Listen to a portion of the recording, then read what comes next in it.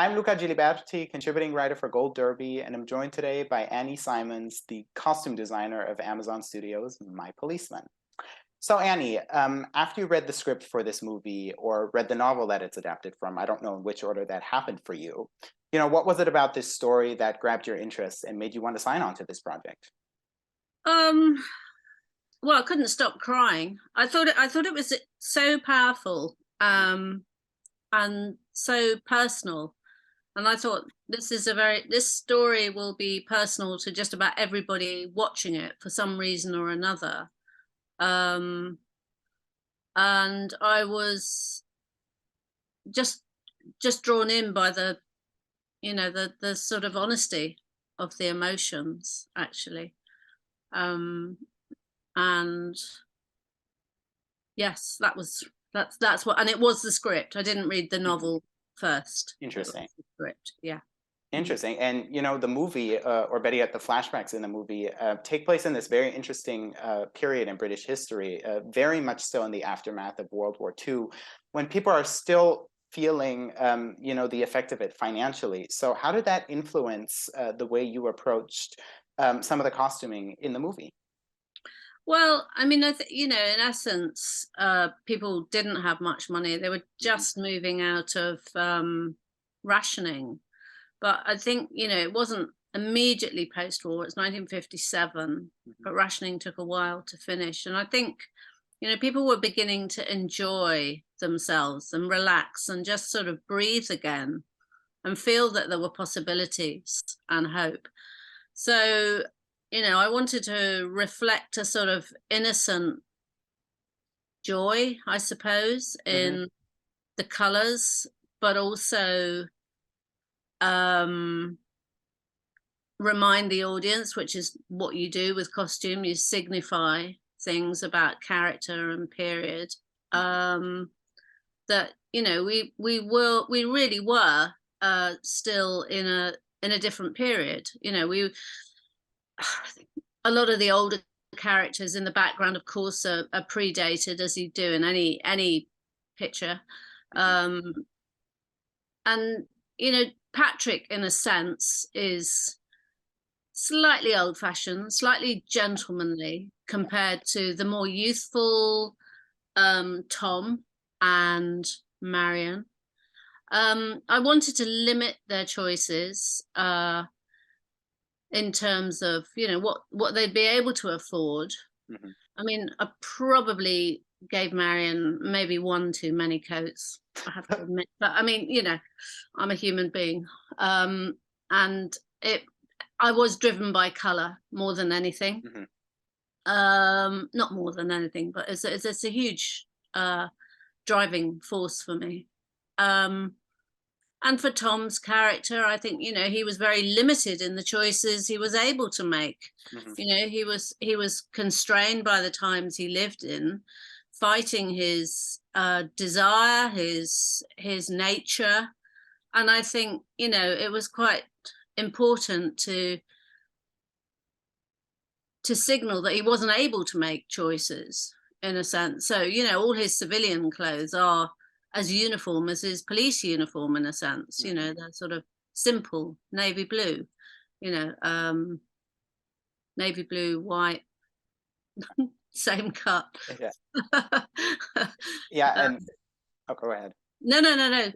I was just gonna say, I love that you already mentioned that there was such an emphasis on color, that that color was so important to you, because I actually wanted to talk about the scene in which young Tom and young Marion, Harry Styles and Emma Corrin's characters, are introduced on the beach. And I actually want to start with Marion, who was wearing this light blue blouse with different color stripes, and I believe what is a yellow skirt. So talk a bit about the idea behind this outfit and why you chose this more vibrant color palette to introduce her to viewers. Because she was young, and Emma's character, young Marion, and a lot of her colors are very watery and very sort of liquid.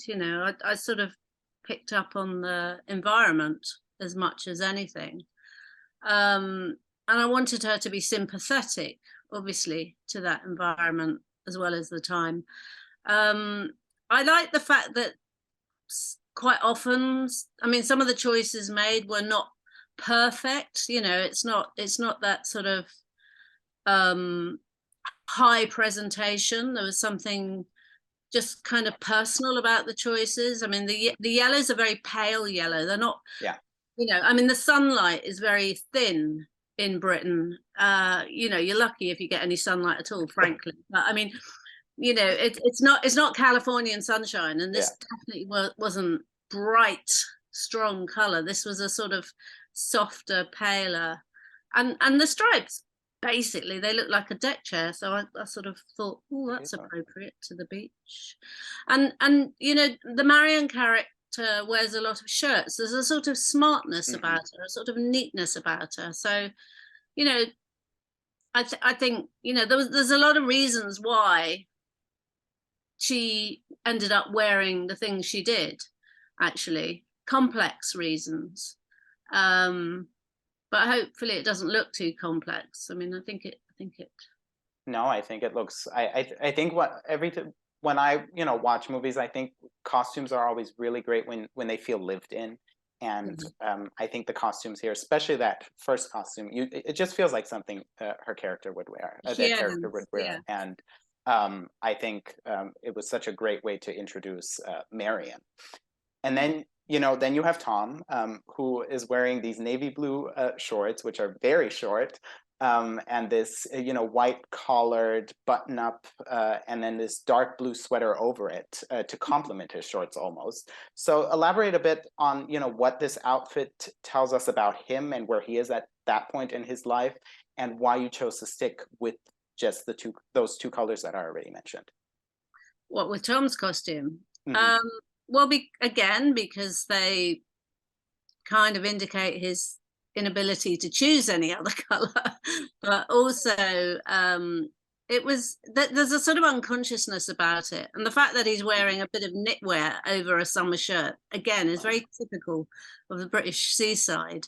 You quite often see people in shorts and a jumper, and I'd actually seen a photograph of Michael Grandage's father on the beach looking almost identical, and it kind of really struck me, about that time, and it really struck me of how sort of gentle a look it was in a way, and how sort of truthful, and very much of the period. So I wanted to convey that. And also, the first time we see the Tom character, he sort of emerges through the haze, and he looks unconsciously, naively handsome in a way that I think men did then. I don't know. I mean, I don't know whether they were vain. I didn't know them all. I knew my dad. Yeah. And actually, I looked at a lot of my family photographs to try and find clues about what ordinary people would wear, certainly from an ordinary background, and people did take care of their clothes, and they did, if they didn't have very many, they'd certainly look after them, but they were worn a lot, Yeah, of course. And then, you had already mentioned his police uniform, which I would like to talk about next, because I had read that you intentionally deviated a bit from what would have been, appropriate to the period to create this outfit. So could you talk about to what extent you used historical license here, and how you ultimately came up with the eventual look? Well, I mean, the jury is actually out on that, because I found evidence to support, my lord, the fact that some policeman somewhere would have worn a belt at that point. And obviously we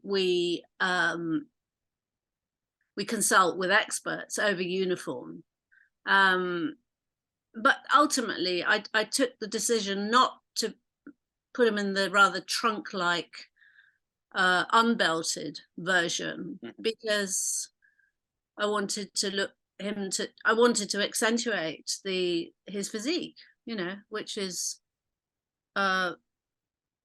very handsome, young and athletic. So, the belt just gave him a waist, basically. rather than no waste at all. And I mean, again, it was Michael's desire, I suppose, that the blue he wore was he looked really handsome in, and he kind of glowed in. And at that point, and today, although I think they wear black today, contemporary policemen, the navy blue was so dense. Of course, it would have looked black most of the time on camera. So I went for something with more blue in it. I mean, it was a military fabric. I mean, it was, but yeah. So I mean, there was a small license taken, not huge, and I hope it worked. Yeah, it absolutely did. I absolutely love the outfit, and yeah, and I think most people take, in any project, take a bit of historical license. I think to sort of convey something more emotionally and physically. So I think that's a completely standard practice, right? Well, that's all right. I haven't deviated too far. Exactly. But they're very peculiar things, British Bobby's uniforms, particularly the helmet. I mean, Harry said to me, he said, "Oh, I do think I look a bit like a thumb wearing this." And I said, "Well, we'll limit the outings of the thumb then, But all those helmets and things that they generated from previous military incarnations. So and it's an icon, it's a British icon, I think. Absolutely. And before we move on from Marion and Tom, I just wanted to briefly touch on how their costumes, evolve as time passes and as their relationship evolves. I definitely noticed that Marion's color palette changes. There are a lot more, I thought, pale or darker greens as the movie progresses. But, what are some of the changes that you made to their wardrobe to reflect what was going on with them, emotionally as their relationship evolved? Well, I suppose, as Patrick comes into the equation, and we're not really sure whether it's Marion that Patrick's interested in, and vice versa, up to a certain point in the film. And I think, her deep craving for culture, for color, for is reflected in those sort of rather painterly colors, I suppose. I mean, that's what I was hoping to do, and getting just deeper and more sort of serious. So, cut to 1999, her colors are much deeper. They're sort of deeper versions of her youthful self. Dare I say it, more bruised versions of her deeper self, though she's not a victim. But there's a sadness and a depth to those colors, a melancholy, I would say, which doesn't really exist in her younger self. But the sort of blues on greens, that tone on tone is, I sort of wanted to sort of give her a sort of poetry, I suppose, that Yeah, I almost felt like with Marion, though my perception could obviously be completely off here, that what her clothing almost reflected was as the life was slowly being sucked out of her. Like you said, there was a lot of sadness in her colors as the movie progressed, and that was really striking to me. And I love that you just mentioned that. And what I do want to touch on as well are the scenes that we get in Venice between Patrick and Tom, which were some of my favorite scenes in the movie, because they get to spend, some time together away from their usual environment. And then they're wearing these bright white tops that are almost kissed by the sunlight. And at that point in the film are honestly such a breath of fresh air. So, why did you go with white here? And does it have any connection to the white that we see Tom wearing at the beach? Well, I mean, again, I'm just trying to kind of ultimately limit his choices. But, when we see them together in Venice, they are free. They are free of all the shackles of convention, the people who know them, their lives. And they're allowed to be the people they want to be. And, I wanted to sort of show them in a more physically liberated way. You see more skin, you see a sort of lightened up version, slightly more fashionable version, I suppose, of themselves at home, their holiday clothes. And of course, again, the light in Venice is very particular, and you know, colors look very different in Venice to dreary old Blighty. Although we did have some amazing days, I have to say. Yeah. I mean, the scene at the beach at the beginning, that was so glaring to me because that sunlight is so nice, and at the pool. So I think there are even some scenes with a lot of sunlight in the, you know, UK set scenes. But anytime there was sunlight in this movie, it was like, we can breathe here for a second, right? And you know, I mean, it's very true of living in what it was until climate change mucked it all up. But you know, there's sort of that when the sun comes out, everybody is so happy and so relieved and so delighted, you know, that people's characters change, actually. I mean, it's quite remarkable. I can't even imagine what it's like to live in a country where the weather's the same the whole time. So it must be really peculiar. It must be it can't be good for your mental health either, to be subjected to the same weather all the time. But well, I think the seasons are important as well in storytelling, actually, you know, and their relationship goes through several seasons. Yes. Obviously, we go from summer to winter throughout there, even though it's over a couple of years. So, and that's actually a perfect. It's winter as well. And you know, that's actually a perfect segue to my final question, because I do want to mention the older versions of these characters. Obviously, there's so much time in between, you know, the flashbacks and the current timeline, if that's what we're going to call it. And, you know, time in which so much has happened that we don't see, but that we feel thanks to the performances, the makeup work, and the costumes. So what was important to you when crafting the looks for these older versions of the characters? What are some of the smaller details that we don't necessarily catch on first glimpse? Well, for Tom, again, he never wavers from this uniform of navy blue, white. He wears white trainers. He wears white plimsolls when he's a young man. I put him in very heavy black walking boots, which are very typical of ex-servicemen, or, you know, I think in the story he becomes a security man, something like that. I mean, the only color he really wears is a maroon, and in fact, that's the color of the jumper that he wears. Marion has a matching one in a blue when they're young marrieds, and it's the sort of thing your granny would do for you. She'd knit you matching jumpers for your wedding present or something, you know. There was something, and I wanted to link, obviously, in some small way, that it had to be seamless. It couldn't be jumpy between their past and the present, which of course is still the past. But so, you know, I did it with collars and colors, but as I said, making them more resonant, deeper, more melancholy. So that was Tom. And for Marion, we've spoken about it a bit. It's the colors, it's the simplicity, it's the neatness, but it's the slightly worn-in sadness. Those greens become teals, those carmines become maroons, you know, that kind of thing. And for Patrick, as a young man, very, very sort of well presented in his tailored suits, which weren't Savile Row. They were made by a local tailor in Brighton. Well, that's what's going on in my head.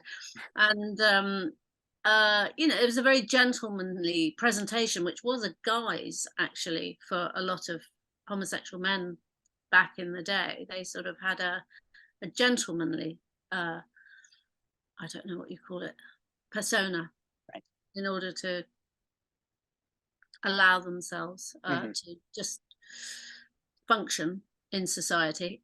And you know, this color mustard ended up being Patrick's color, rather. He wore a lot of it in his knitwear. And also you can't probably see it too much, but in the wall, there's a thread on the warp or the weft of his suits, which are sort of mustardy. And of course, as an older man, Rupert wears quite a bit of mustard, actually. So I mean, they were kind of color themed as characters, Yeah. or color represented, I suppose. But just as a kind of personal choice, really. I mean, obviously people do change as they get older, and particularly with experiences like theirs. But I just wanted to make sure that they were the same person, and that some things still remain the same in their clothes, so their choices. Absolutely. And I think there's definitely, there's a lot of change, obviously, but you do still see these characters and who they are. And, there are a lot of parallels. And I really like that you could just feel that. Also, like you said, the unhappiness, the sorrow, almost the staleness that these characters have had to endure, in the costumes, which in concert with the great performances really tell you everything you need to know about the, time you don't get to see. So that was really, really great. Well, Annie, thank you. I fear our time is up, but it was such a pleasure to talk to you today. Thank you so much for taking the time to speak to Gold Derby. Well, thank you for inviting me. It's been a pleasure.